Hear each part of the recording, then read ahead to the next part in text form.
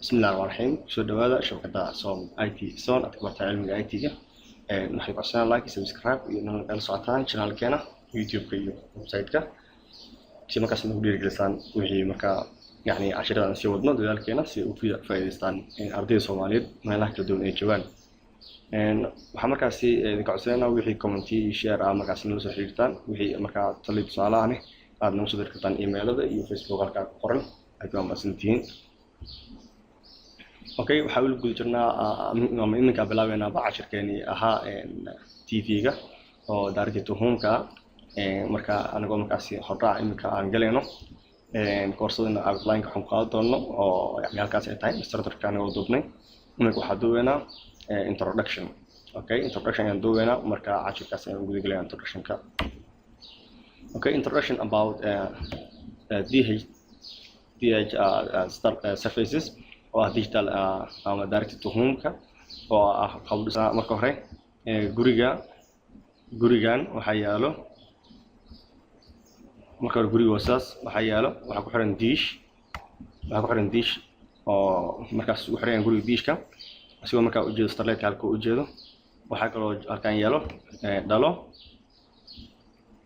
dhalada korkeeda waxaa saaran meeshan waxaa saaran receiver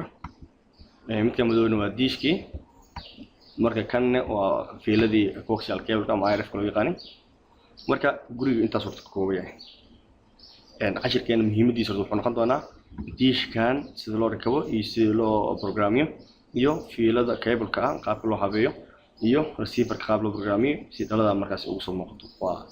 course-ga maanta qaadan doono waxa kaloo markaas aan yani macluumaad guud ka qaadan doona starlight-ka guriga kastaan u joogto starlight-ka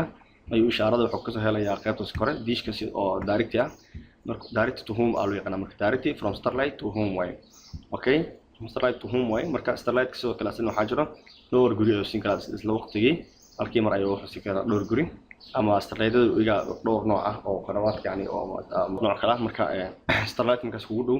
ayaa isticmaalaysa iyadoo dhowr wadan ama dhowr qaaradiiba yani starlight gaar ah leedahay ama organization gaar ah starlight-keeda hawada u galo marka waxaa jirto gurigan waa sidoo kale TV-ga xaruntiisa dhexe inay noqoto xaruntiisa dhexe yani ama xafiis uu ku leeyahay provider broadcasting-ga yani xaruntiisa dhexe oo ama distribution noon ahaato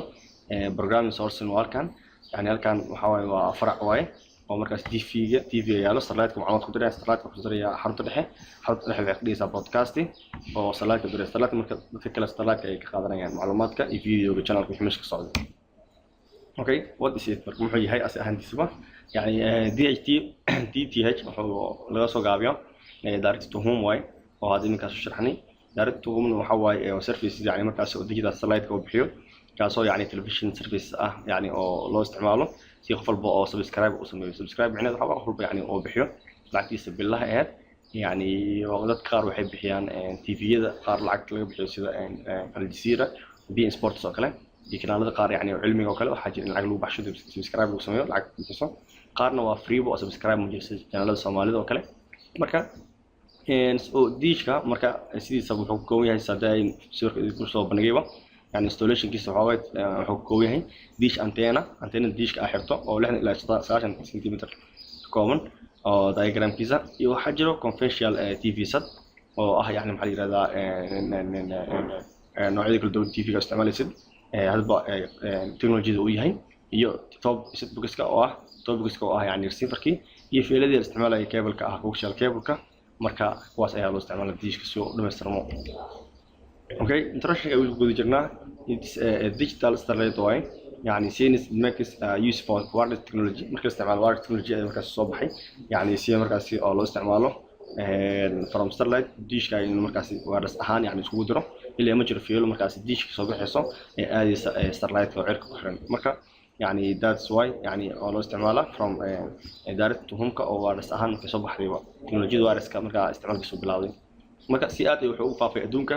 meelihiisa kala duwan asoo markaas yani lagu soo bandhigi karo yani sawirada iyo video waxyaabo kala duwan markaas qofka uu xiiseynayo TV-ga asigoo leeyahay